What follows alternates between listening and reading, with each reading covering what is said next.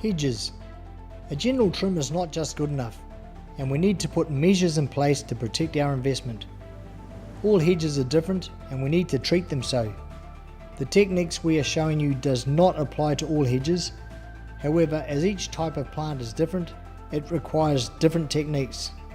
Let's look at trimming that hedge out the side. This hedge has typically gotten out of hand and has got some dry root rot into it. Ideally, we need to do some hand pruning, some shearing, so we can reduce it to a manageable hedge here. What we do here is a rejuvenation of the hedge and just let it grow from there. Unfortunately, it will look a little ugly until it has a chance to grow and thicken up again. Using a set of pruning shears, we'll first cut out those branches that are shooting outwards and away from the hedge.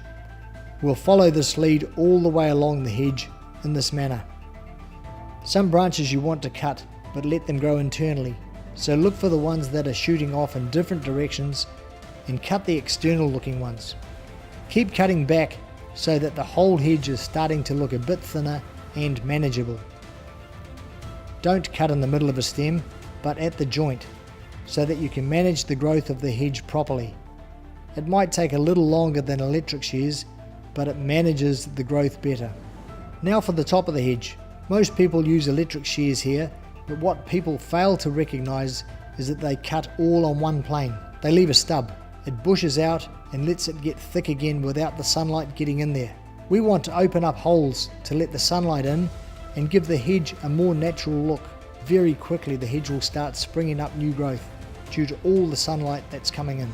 Now at least you have a hedge that's got a natural shape to it. Now we are pretty much finished with the hedge and it's trimmed back, looks natural and is a great solution for a difficult type of hedge to cut back. For more information and a greater chance for one of our franchisees to come out and assist you in some way, check us out on either website or feel free to call us on 0800 4 546 546.